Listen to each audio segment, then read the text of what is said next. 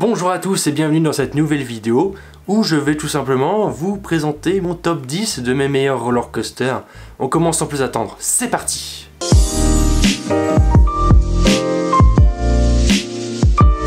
En 10e place, c'est un coaster que tout le monde connaît et que même après l'avoir fait des dizaines de fois, eh bien je prends toujours autant de plaisir à le faire. Ce coaster, c'est tout simplement Osiris au parc Astérix. J'ai eu l'occasion de faire pas mal d'autres coasters depuis, mais je trouve que Osiris reste toujours un excellent coaster, très complet au niveau des sensations qui sont proposées, avec des très bons enchaînements, avec des éléments plutôt originaux pour un inverted BM, en tout cas pour certains d'entre eux. Et puis on a aussi une très bonne intégration, on a une file d'attente, on a une thématisation magnifique sur toute la zone, on a un très bon rythme sur le coaster, avec juste un tout petit temps mort quand même, juste après le passage devant la gare et le flat spin, mais néanmoins ça reste un très bon coaster, plutôt intense, mais aussi un petit peu aérien. Il y a vraiment toutes les sensations disponibles, on les retrouve justement dans Osiris, et donc c'est ça qui fait sa force. Et puis donc voilà, hormis la théma, hormis la diversité, on peut aussi noter les excellentes opérations du parc Astérix sur ce coaster. Je pense que j'ai rarement vu un inverted BM qui est opéré aussi efficacement que celui-là. Donc c'est un très bon coaster sur beaucoup de points. Il mérite toute sa place dans ce top. N'en déplaise à ceux qui préfèrent The Monster, je trouve quand même qu'Osiris reste encore pour moi le meilleur coaster de France.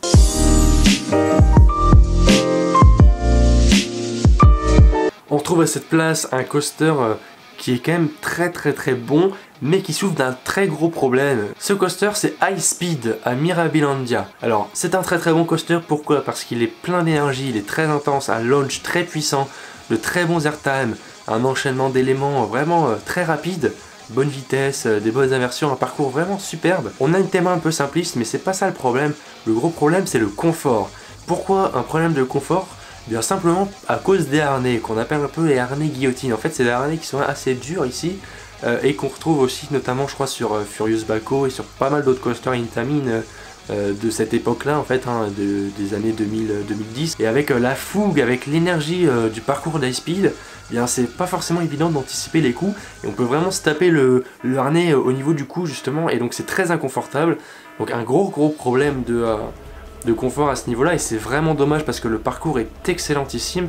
Je sais qu'il y a un clone de High Speed en Turquie avec des trains uniquement avec des lap bars, et donc je pense que ce coaster doit vraiment être une vraie grosse tuerie sans le problème de confort. Il est vraiment excellent, donc allez tester plutôt celui de Turquie, même si c'est pas forcément évident d'y accéder, plutôt que celui d'Italie.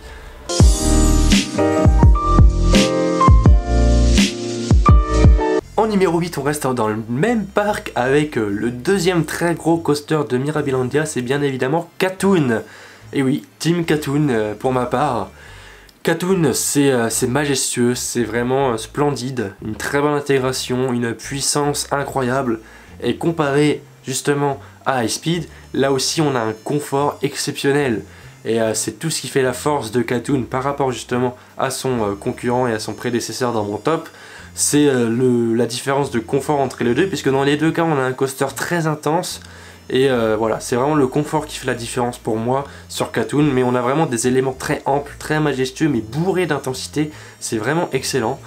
Voilà, c'est Mirabilandia à l'époque où Phantasialand avait mis sa patte, et c'est une tuerie tout simplement. Katoon à faire et à refaire avec toujours autant de plaisir, un mastodonte de sensations qu'il me tarde de redécouvrir d'ailleurs, mais je ne sais pas quand je pourrais y retourner.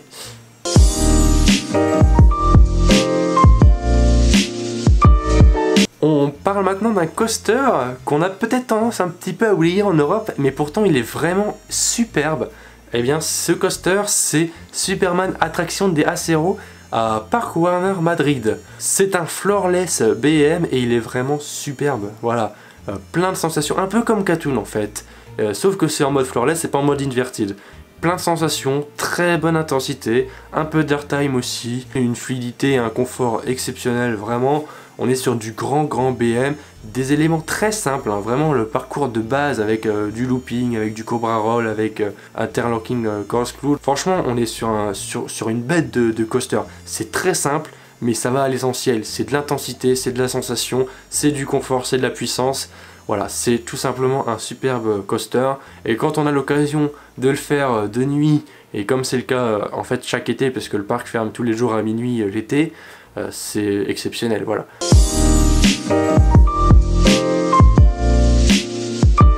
En numéro 6, c'est Goliath à Walibi Holland. C'est un petit hyper in timing, mais en attendant, il reste quand même très bon au niveau des airtime, vraiment pas mal d'airtime. Les helix aussi au milieu du parcours sont assez intenses, il n'y a rien à dire au niveau du confort. Le seul problème du coaster en fait, c'est qu'il est quasiment inaccessible au niveau du visuel. En fait, on peut très peu voir un petit peu le parcours de l'extérieur, donc c'est compliqué pour le filmer, c'est compliqué même juste pour le voir et l'observer tout simplement, sans même le filmer.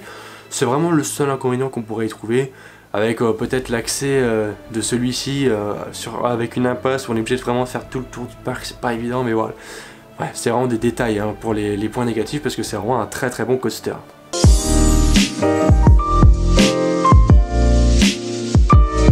On retrouve un coaster que j'ai déjà eu l'occasion de tester mais que je vais pouvoir refaire très bientôt dans la saison.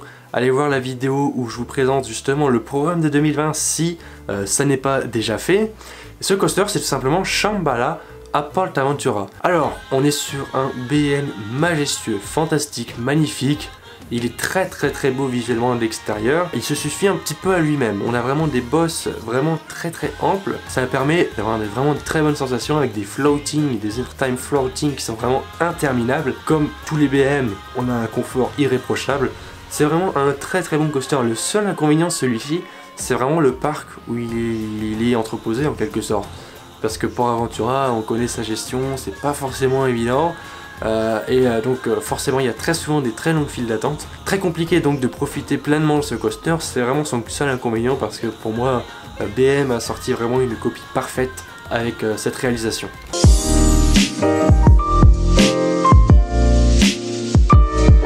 Le numéro 4 c'est Expedition GeForce à Holiday Park. C'est un coaster que j'ai pu donc découvrir en 2019. Vous avez peut-être vu le vlog à Holiday Park. Si ce n'est pas le cas, je vous invite à aller jeter un petit coup d'œil parce que c'est un parc vraiment pas mal qui a bien changé ces dernières années. Mais revenons à EGF. On est sur un coaster là encore bourré d'intensité avec pas mal d'airtime, notamment sur la first drop et sur les bunny hop, les petites bosses à la fin aussi. On est vraiment sur un coaster avec un peu comme Goliath, un confort qui est nickel, rien à dire de particulier. On a vraiment un très beau coaster qui est bien intégré dans son parc, très intense. Je trouve quand même qu'il y a un temps mort au niveau justement du passage de l'EGF Turn par exemple. On a pas mal plutôt des grands virages. Alors il y a une très bonne vitesse, il y a aussi une bonne intensité, mais par rapport aux airtime avant et après ces passages là, ça crée un petit peu un léger temps mort, mais le coaster est exceptionnel, je ne suis absolument pas déçu de celui-ci, même si j'en attendais beaucoup, et donc ça c'est signe de qualité.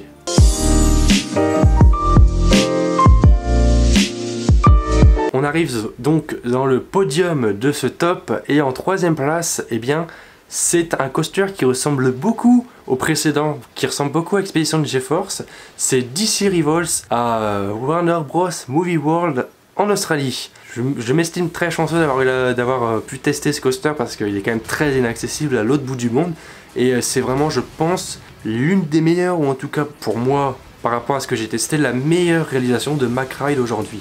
C'est un coaster exceptionnel avec l'intensité au niveau des airtime, la fougue, la vitesse qu'on peut avoir sur Expedition GeForce par exemple, mais on retrouve une diversité des éléments un peu meilleurs sur DC Rivals, avec notamment le non inverted loop qui est un élément exceptionnel. J'avais jamais eu l'occasion de tester cet élément sur un coaster et c'est oufissime, vraiment c'est oufissime. On est bousculé un peu dans tous les sens pendant cet élément, on vole continuellement dans le siège. C'est une sensation très difficile à décrire, unique, et qui est vraiment génial. J'apprécie aussi beaucoup la couleur et l'intégration du coaster, je le trouve très joli, bien plus joli que EGF au niveau des couleurs, même si EGF est un peu plus vieux forcément, donc il n'a pas ce brillant au niveau de la peinture notamment, mais pourtant voilà, j'ai fait Warner Bros un jour de pluie et le coaster justement est bien ressorti avec sa couleur rose bien fluo là. Vraiment j'aime beaucoup la couleur. On peut aussi noter un petit temps mort comme EGF, mais il m'a paru moins long et je l'ai moins ressenti quand même que sur Expedition GeForce. Donc là encore avantage à DC Rivals, et l'autre très gros avantage de ce coaster c'est les tramacs forcément, avec un confort irréprochable. Petit inconvénient néanmoins, le backward payant. Alors bon, qu'il soit payant, ça c'est pas le problème, simplement que le backward ça pourrait être une bonne idée, mais je l'ai testé et il n'apporte strictement rien Au contraire, j'ai même été très déçu de la sensation qu'on pouvait ressentir à bord. Donc privilégiez plutôt le début, l'avant du train, que d'essayer et de payer en plus pour aller au fond.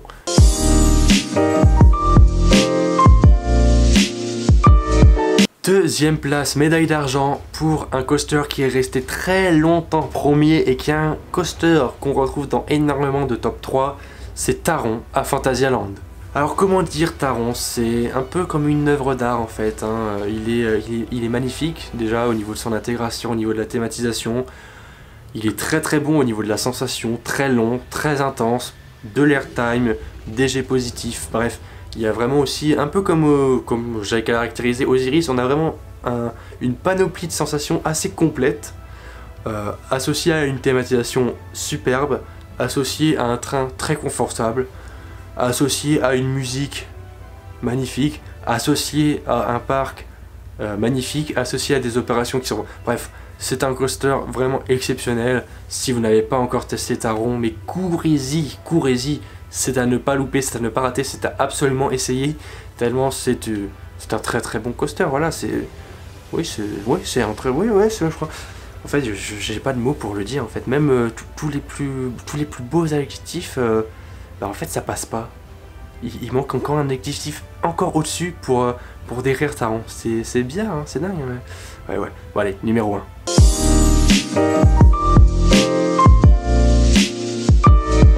Alors là, on est sur un coaster qui est quand même un peu délicat. Pourquoi? Parce que très longtemps, durant la journée où j'ai pu l'essayer, eh bien ce coaster, il m'a déçu. Il m'a même très déçu. Et forcément, quand on est déçu, on a tendance à penser justement et à repenser ensuite à cette déception qu'on a eue en début de journée.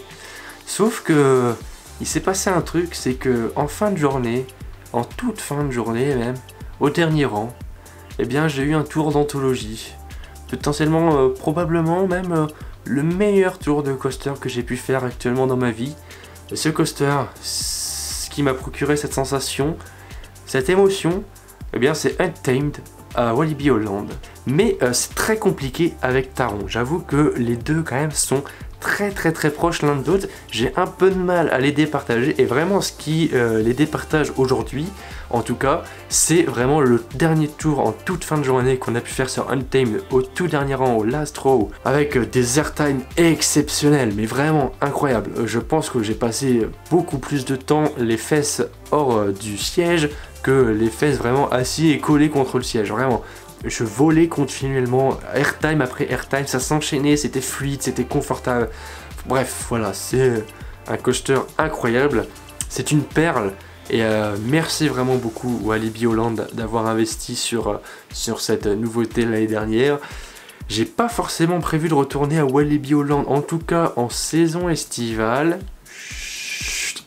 Non, mais en tout cas c'est vrai que Walibi Holland c'est un parc que je pense je referai assez souvent juste pour avoir l'occasion de retester ce coaster Untamed. Et puis parce qu'il a aussi d'autres très bons coasters, Goliath qui fait aussi partie de mon top 10, et Lost Gravity qui est pas très loin dans mon top 20 ou dans mon top 25, enfin bref, quelque chose comme ça. Mais en tout cas on a 3 très bons coasters et Untamed est vraiment incroyable. Voilà, c'est donc la fin de mon top 10 et édition 2019. Il risque de changer un petit peu avec les parcs qui sont prévus en 2020, ça sera à voir, hein, forcément. N'hésitez pas à me dire en commentaire si vous êtes intéressé pour avoir une mise à jour de ce top à la fin de la saison.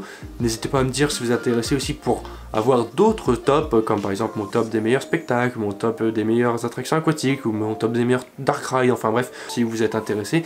Ça se passe en commentaire, n'hésitez pas à mettre un j'aime, à vous abonner et à aller voir aussi les autres vidéos dans la playlist, des vidéos qui existaient déjà avant comme les meilleurs vlogs de cette chaîne ou les vidéos inédites comme le top 10 des meilleurs parcs par exemple. A très vite sur la chaîne pour la saison 2020, salut!